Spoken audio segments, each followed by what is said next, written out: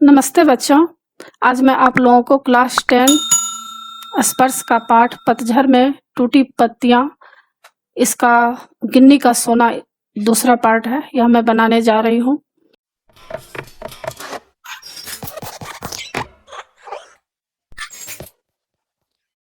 बच्चों, क्लास 9 और क्लास 10 क्षितिज, कृतिका, स्पर्श, संचयन, इन सभी पुस्तकों के सारे चैप्टर्स का इम्पोर्टेंट क्वेश्चन एंड आंसर का पीडीएफ को डाउनलोड करने के लिए और क्लास 9 और क्लास 10 का टेक्स्ट बुक का पीडीएफ फाइल डाउनलोड करने के लिए आप इस वीडियो के डिस्क्रिप्शन में दिए गए प्रोसेस को फॉलो करके आसानी से पीडीएफ फाइल डाउनलोड कर सकते हैं। अगर आपके पास टेक्स्ट बुक और इम्पोर्टेंट नोट्स नहीं है तो आप इस पीडीएफ फाइल को डाउनलोड करके आसानी से पढ़ाई कर सकते हैं और अच्छे मार्क्स ला सकते हैं। और क्लास 9, क्लास 10, कृतिका, क्षितिज, स्पर्श, संचयन, इसका मैं सारा वीडियो बना चुकी हूँ और व्याकरण का भी बहुत ही आसान तरीके से मैं बहुत सारा वीडियो बनाई हूँ। उन सबको देखने के लिए आप ऊपर दिए गए आई बटन पर क्लिक करके देख सकते हैं या नीचे दिए गए डिस्क्रिप्शन बॉक्स में देख सकते हैं या प्लेलिस्ट में जाकर देख सकते हैं।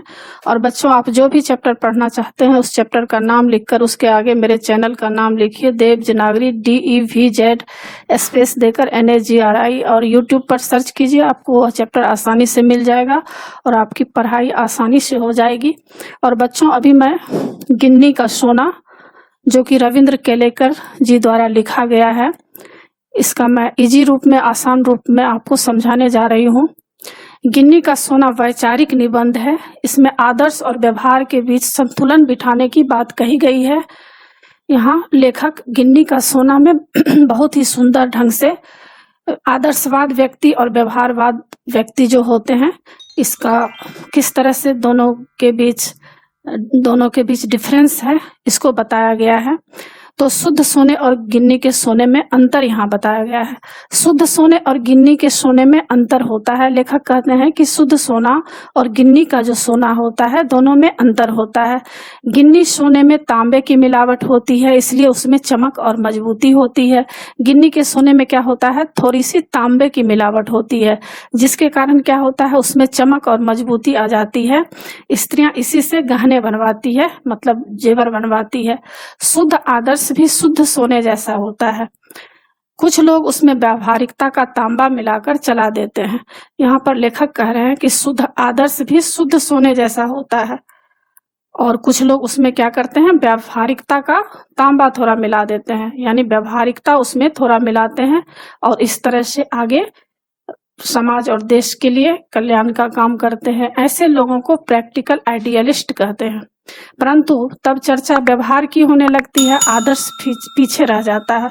और क्या होता है, इस तरह जो व्यक्ति करते हैं, आदर्श मतलब सोने में अगर तांबे मिलाकर व्यवहारिकता का परिचय देते हैं तो क्या होता है, आदर्श पीछे छूट जाता है और व्यवहारिकता जो होती है वह आगे आने लगती है।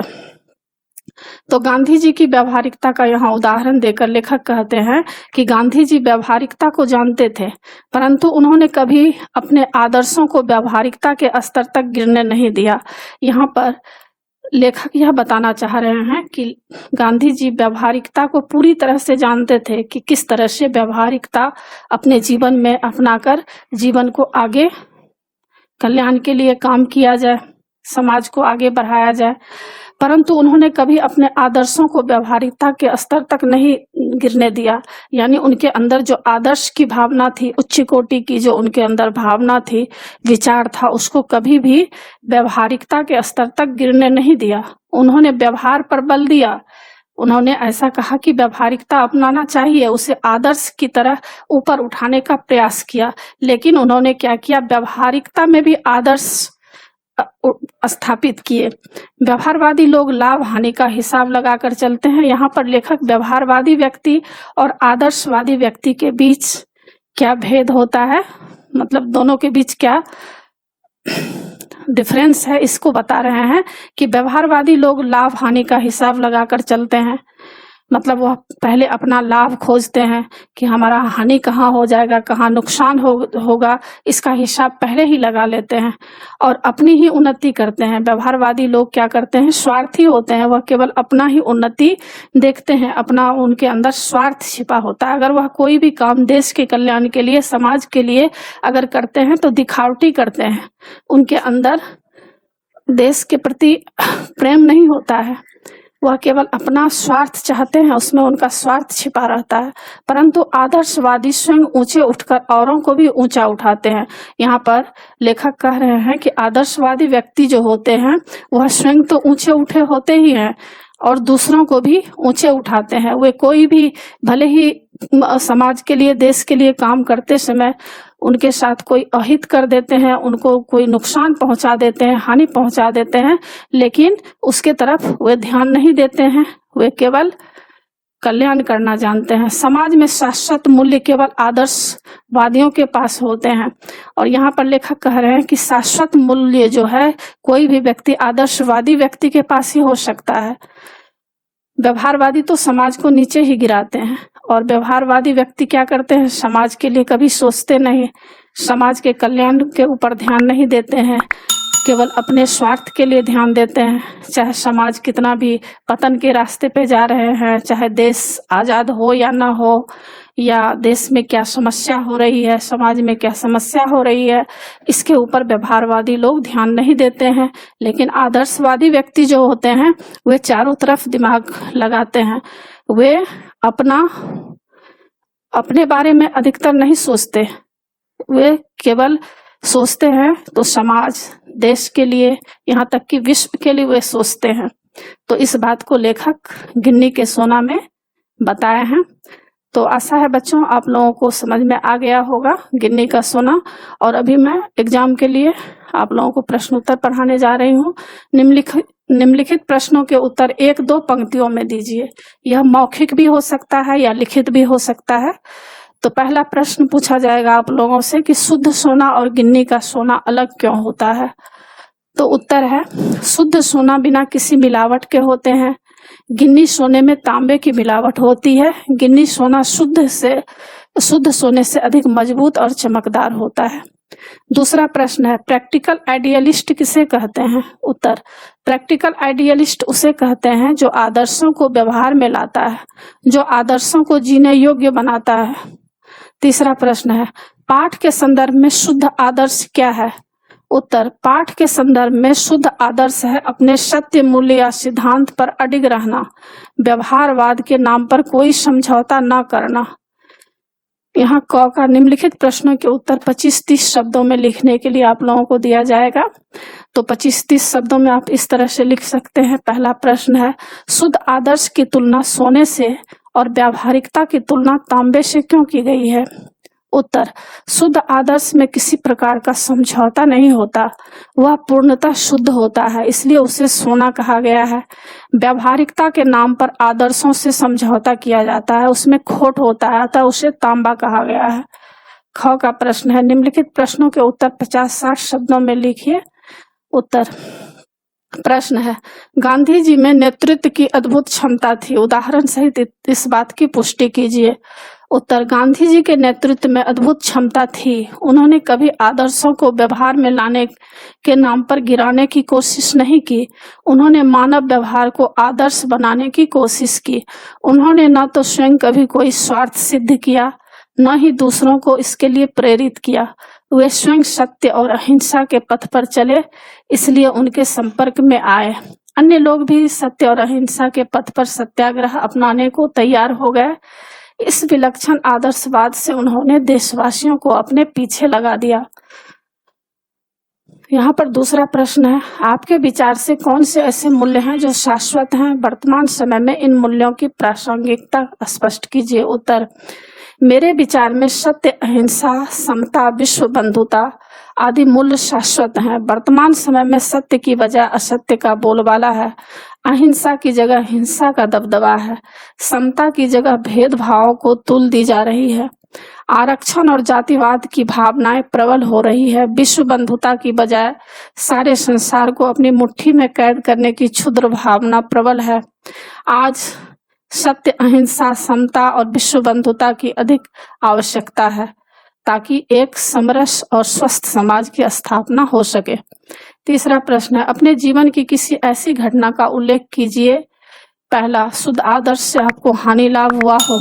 दूसरा, शुद्ध आदर्श में व्यावहारिकता का पुट देने से लाभ हुआ हो।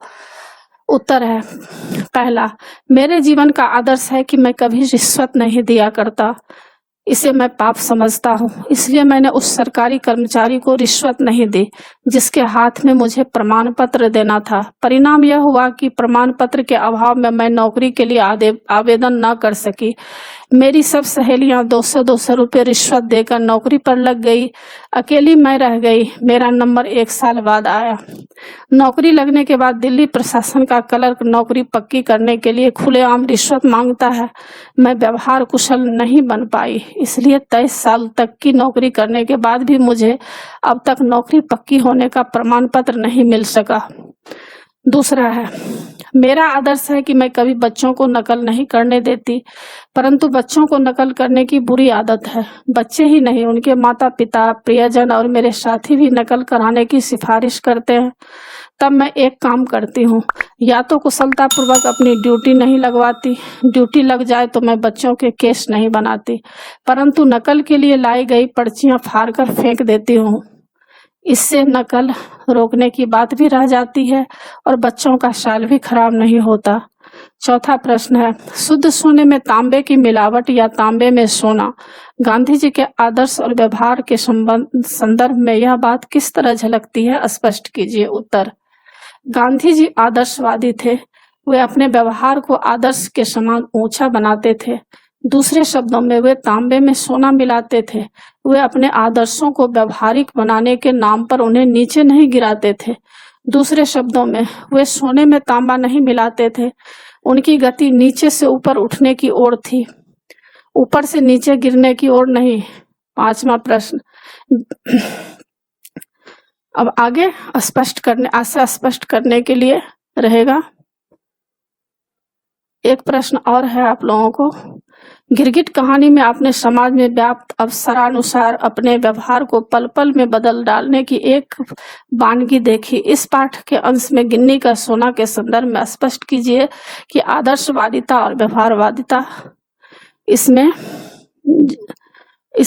से जीवन में किसका महत्व है। उत्तर, जीवन में महत्व है आदर्शवाद का।